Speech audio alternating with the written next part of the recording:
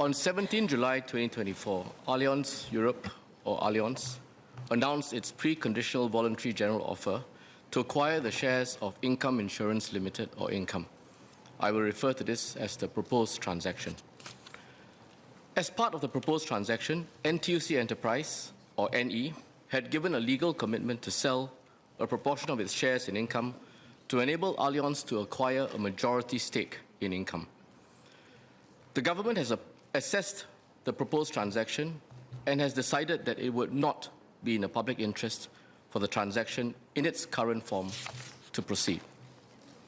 I am therefore making a ministerial statement today to explain the government's position and to set out the steps which it proposes to take. I will start by setting out the circumstances in which Income, a former cooperative society or co-op, was corporatized in 2022, as that background has relevance to the proposed transaction. I will also explain the exemption from Section 88 of the Cooperative Societies Act, or CSA, which Income had obtained in the course of its corporatization. I will then set out our views on the proposed transaction and the next steps. So let me start with some background on Income. Income has a unique history and has played a special role in serving Singaporeans. The concept of labour movement co-ops, also known as social enterprises, was first conceived at NTUC's Modernisation Seminar in 1969, where Mr. Devan Nair articulated the need for the labour movement to turn into a social institution to serve Singaporean workers in various ways.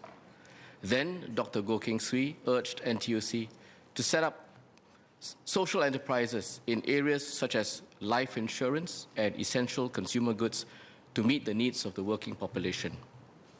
Income was subsequently established in 1970 under the name NTUC Income Insurance Cooperative Limited. It was Singapore's first co-op under the aegis of the labour movement. Over the years, Income played an important role in providing affordable insurance for workers and Singaporeans at large. NTUC Enterprise was set up in 2012 as a holding entity for the various social enterprises under the labour movement. NE is also a co-op and currently holds about 72% of the shares in Income. Since 2012, NE has strongly supported the growth of Income, progressively contributing to the share capital of Income.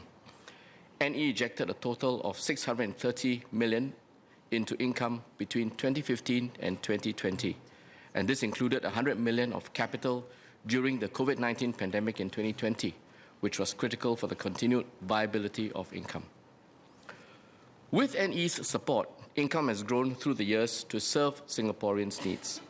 As of 31st December 2023, Income Insurance covered close to 1.7 million customers, with an ambition to serve 1 in 2 Singaporeans by 2025.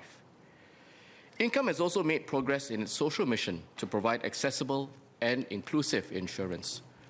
For instance, it launched the Complete Cancer Care to offer Singaporeans comprehensive support from cancer diagnosis to recovery.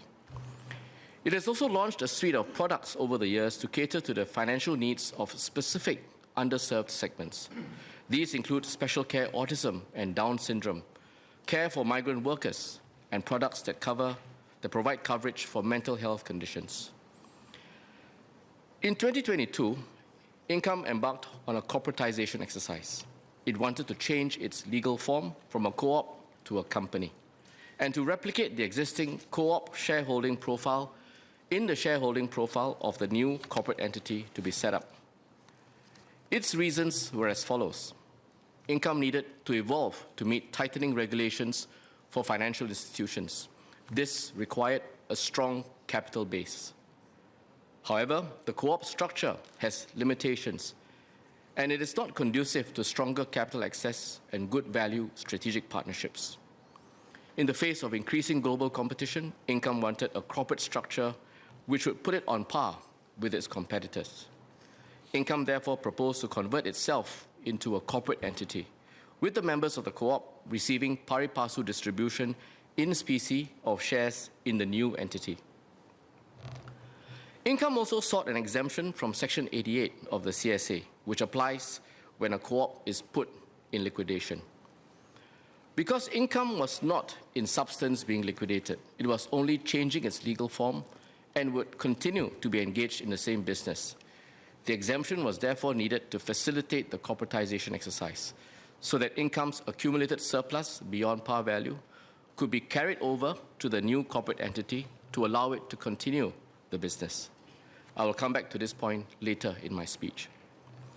At that time, Income explained to its members, the public, and to MCCY that corporatization would also empower Income to drive greater social and economic value in a sustainable manner. MCCY wanted to understand Income's position in greater detail and met with Income on several occasions to discuss the matter. In the course of our meetings, Income emphasized a few salient points to MCCY. First, the insurance landscape had fundamentally changed since 1970, and corporatization was critical to allow Income to effectively compete with other insurers. Income pointed out that the local insurance market had matured by 2022, unlike in earlier years when a significant working class segment was still underserved.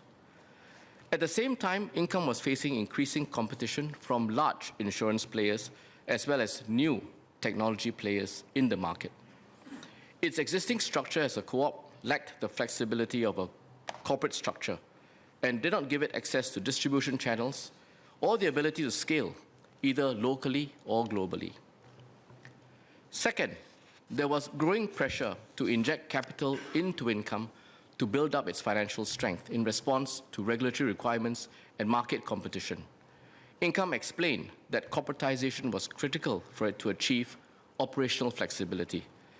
It also wanted to have better access to capital to pursue strategic growth options, compete effectively in the market, and do well in its business in the long run.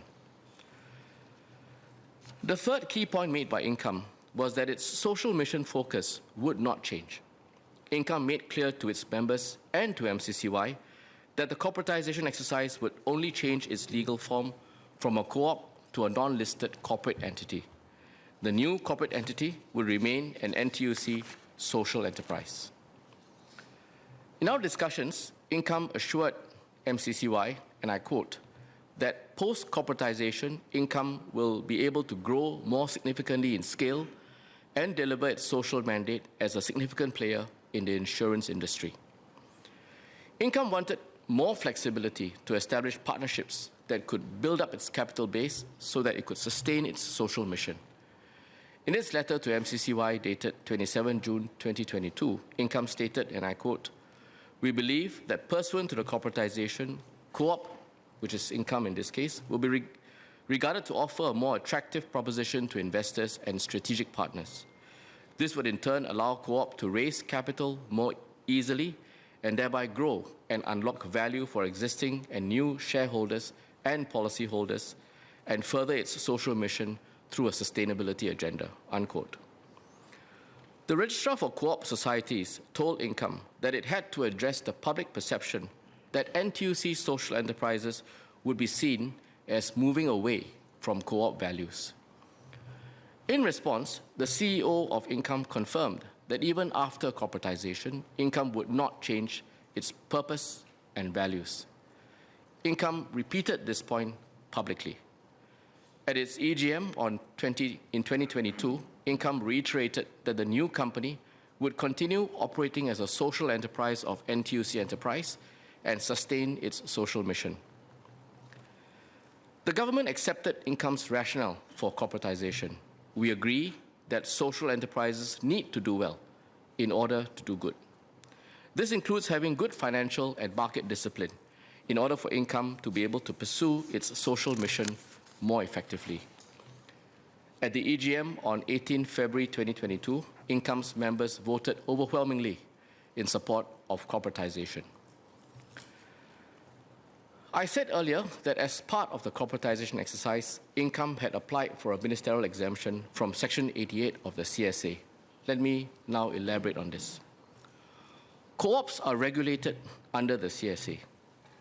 Under Section 88 of the CSA, when a co-op decides to cease being a co-op and is wound up, its members can only be paid their original share capital plus any unpaid dividends up to a cap, after settling the cost of liquidation and the co-op's liabilities. Any surplus in the co-op beyond that will be transferred to the Cooperative Societies Liquidation Account, or the CSLA, to be applied for the benefit of the co-op sector generally. This is the framework under the CSA when a co-op is wound up. Technically, Income would be required to comply with Section 88, as Income, the co-op, will be wound up after corporatization. However, as I explained, Income was not in fact ceasing its business. It was proposing to convert from a co-op into a corporate entity for the reasons outlined above. The corporatization was to strengthen Income's capital base and financial adequacy in order for it to carry out its business better. For these reasons, carrying over Income's surplus to the new corporate entity to support the business would be an integral part of the exercise. Income thus sought an exemption from Section 88 of the CSA as part of the corporatization, which I granted. Following this exemption, Income carried over approximately $2 billion in surplus to the new corporate entity. The corporatization exercise was completed on 6 April 2023. So let me now come to the proposed Income-Allianz transaction, which was announced on 17 July 2024. In announcing the proposed transaction, NE and Income had said that it was needed to strengthen Income so that it could continue with its social mission. They explained that insurance is a long-tail business. Income's capital buffers have repeatedly come under pressure over the years. NE has supported Income with capital injections, but cannot continue to do so on its own. And that is why Income has proposed this transaction with Allianz to find a strong partner that can complement NE in strengthening Income so that it can sustain its social mission. Income with Allianz and NE had also committed to continue pursuing Income's social mission even after the transaction. For example, Income will maintain 2 low-cost insurance schemes, as well as contribute $100 million over 10 years from 2021 to social and environmental causes. In its announcement, Allianz had also said that it intended for Income to continue participating in national insurance programs. It assured the public of a seamless transition for policyholders and said that it would continue to honor the contractual terms and conditions of the existing policies underwritten by Income.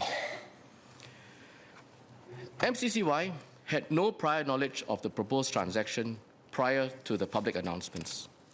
When we first saw the announcements, we accepted the intent of the transaction, which is to strengthen Income. We saw that Income would be engaged in a strategic partnership with a major reputable player in the industry. This would strengthen Income's capital base and allow it to have more access to capital.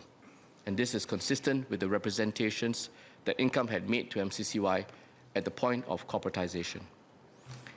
As we have said before, for Income to do good, it must first do well. In a Facebook post on 4th August, I pointed out that co-ops, as social enterprises, must be financially sustainable in order to better serve their members in a fast-changing economic environment. My colleague, MOS Edwin Tong, also spoke in Parliament in the August session. He explained that MCCY appreciated the competitive landscape that Income was operating in and understood how the transaction with Allianz would help Income achieve longer-term financial sustainability. Subsequent to the August session of Parliament, MCCY continued to do due diligence and inquire further into the proposed transaction, including on the various public queries which had been raised. In the course of this review, MAS provided MCCY with further details on the proposed transaction. This included information which Allianz, Income, and NE had submitted to MAS in respect of initiatives to optimize the capital of Income post-transaction. MCCY had not seen this information earlier. From our review of this additional information, we gathered the following. The parties intended to implement a number of initiatives to optimize Income's insurance business after completion of the acquisition. The plan was for Income to run its insurance business more efficiently without the need to hold as much capital as it presently does. As such, post-transaction, Allianz contemplates that Income could reduce its existing share capital and return this capital to shareholders. Allianz projects that Income will return some $1.85 billion in cash to its shareholders within the first 3 years after completion of the transaction. NE and Income focused on bringing in a strong shareholder and believed that even with these initiatives, the proposed transaction with Allianz would allow it to continue with its social mission for years to come. These projections were submitted to MES at around the time that the proposed transaction was announced in mid-July 2024. At that time, MES had reviewed the information based on prudential grounds, focusing on whether Allianz was a fit and proper institution and Allianz's financial strength and track record so that the interests of Income's policyholders would be safeguarded with a strong, substantial shareholder. MES considered the planned capital optimization from a prudential point of view in accordance with its regulatory mandate. Based on the plans submitted, MES did not have reason for concern as Income was projected to continue to meet regulatory capital requirements with a healthy margin, even with the capital reduction. However, after the 6 August parliamentary sitting, MES saw that Income's planned capital optimization could be relevant to MCCY's views on the proposed transaction. MES then shared the information with MCCY, including the terms of the proposed transaction. It was at this point, after MCCY reviewed the information on the proposed transaction, that we became concerned. We decided that there was sufficient basis for the government to intervene in the proposed transaction to protect the public interest, notwithstanding that the financial prudential requirements had been satisfied. Let me explain this. We accept that from a narrow commercial or even prudential perspective, capital optimization measures that free up capital to be returned to shareholders are not uncommon practices. However, MCCY is not confident that the proposed transaction would not affect the ability of the co-op movement as a whole or of Income itself to carry out its social mission. First, we find it difficult to reconcile the proposed substantial capital reduction soon after the transaction is completed, with Income's representations to MCCY during the corporatization exercise that it was aiming to build up capital resources and enhance its financial strength. As I had explained, as part of that exercise, Income had sought and obtained an exemption to allow it to carry over a surplus of $2 billion to the new corporate entity. The proposed capital reduction runs counter to the premise on which the exemption was given. If not for the ministerial exemption in 2023, Income Co-op's accumulated surplus of some $2 billion would have gone to the CSLA after being wound up to benefit the co-op movement in Singapore as a whole. MCCY has not seen any arrangement within the present transaction to account for the estimated $2 billion surplus that was carried over to the new corporate entity due to the exemption. There is no clarity on how this sum will be directed towards advancing Income's social mission. Second, MCCY is not satisfied that Income will be able to continue fulfilling its social mission after the proposed transaction. There are no clear binding provisions or structural protections in the deal to ensure that Income's social mission will be discharged. It is also not clear what Income might do after the capital extraction, for example, to adjust or trim its insurance portfolio, and what impact this could have on policyholders. NE has stated that it intends to maintain Income's social mission. MCCY accepts that NE is making this commitment in good faith, but MCCY is not confident that NE's intentions or the assurances Income gave earlier to MCCY can be upheld. We had known earlier that the proposed transaction would leave NE as the minority shareholder in the new entity, with a minority of board positions and no ability to nominate the chairman of the new Income entity. On their own, these factors would not have caused MCCY to object to the transaction. However, taken together with the proposed capital extraction and the lack of structural protections in the deal to ensure the continuation of Income's social mission, cumulatively, they pose a risk that MCCY judges not to be acceptable. As such, it is the government's view that it is not in the public interest for the transaction in its current form to proceed.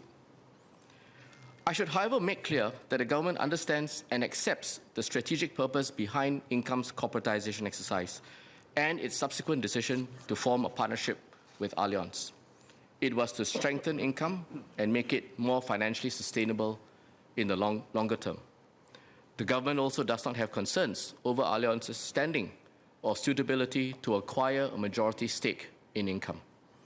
As I noted earlier, MCCY supports Income's efforts to find a strong partner so as to strengthen its capital base and market position. Allianz is a major global insurance company and asset manager that can bring financial strength and expertise to Income. Our concern is only over the terms and structure of this specific transaction, particularly in the context of the preceding corporatization exercise. Income was a co-op and subject to the objectives and obligations of being a co-op. Therefore, we also have to take into account the circumstances in which Income was corporatized and obtain an exemption from Section 88 of the CSA. Hence, our assessment of the viability of this transaction must go beyond prudential considerations alone.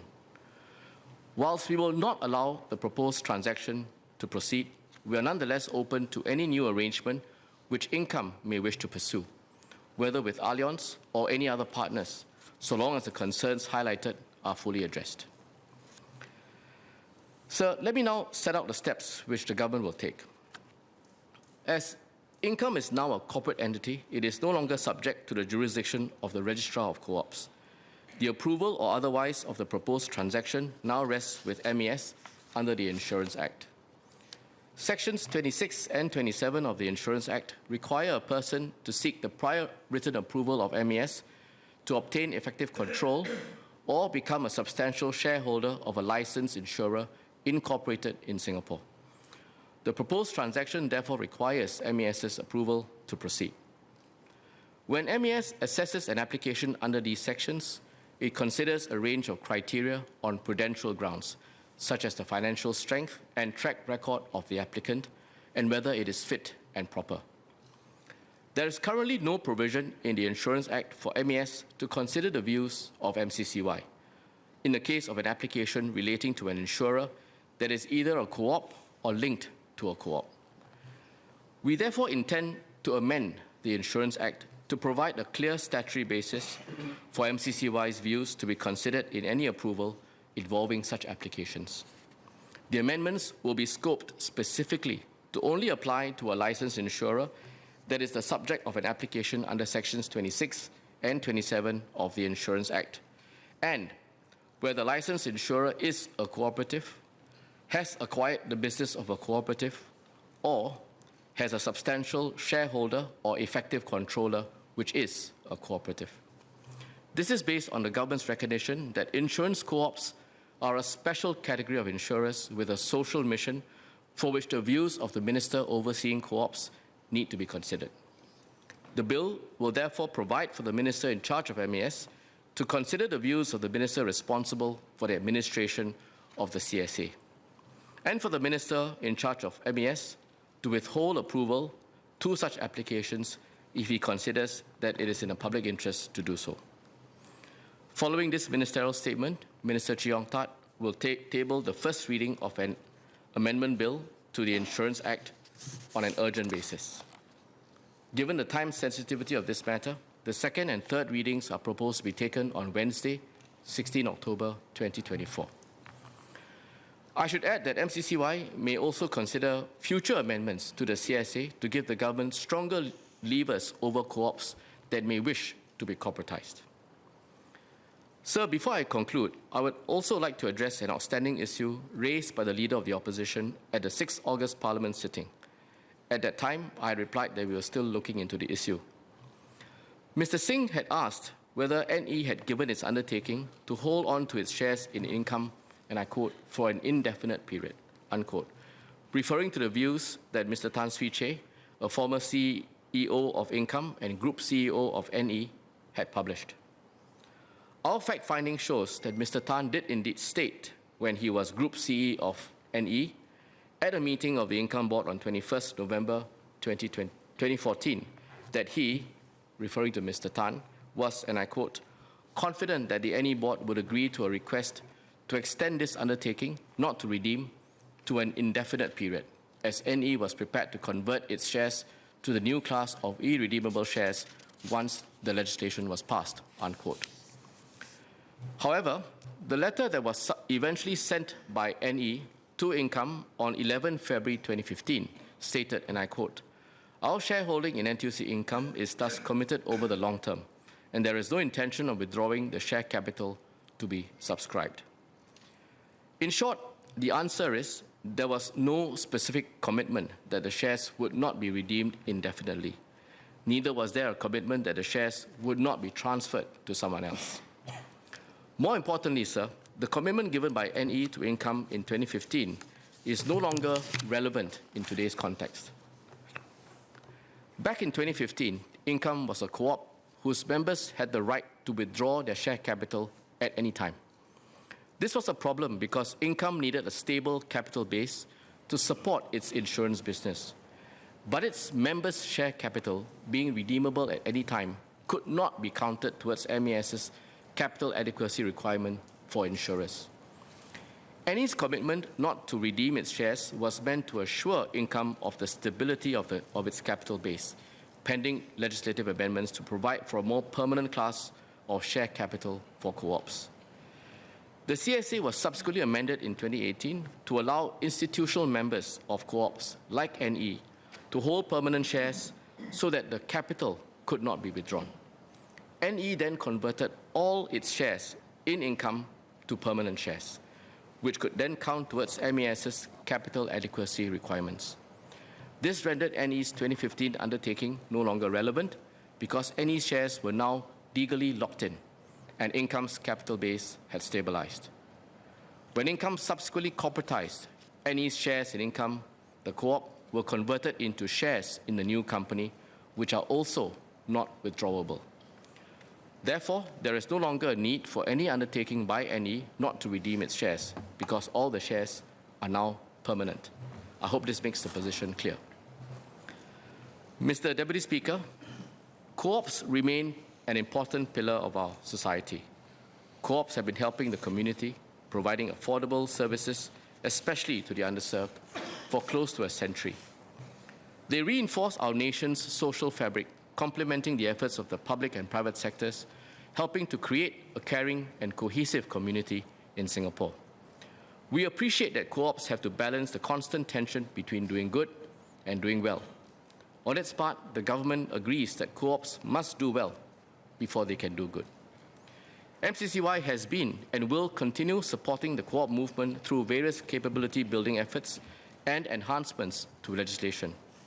At the same time, MCCY is responsible to ensure that the co-ops continue to uphold their social missions to benefit Singaporeans and our wider society as they seek to do well. This is why we have seen it fit to intervene in the proposed transaction.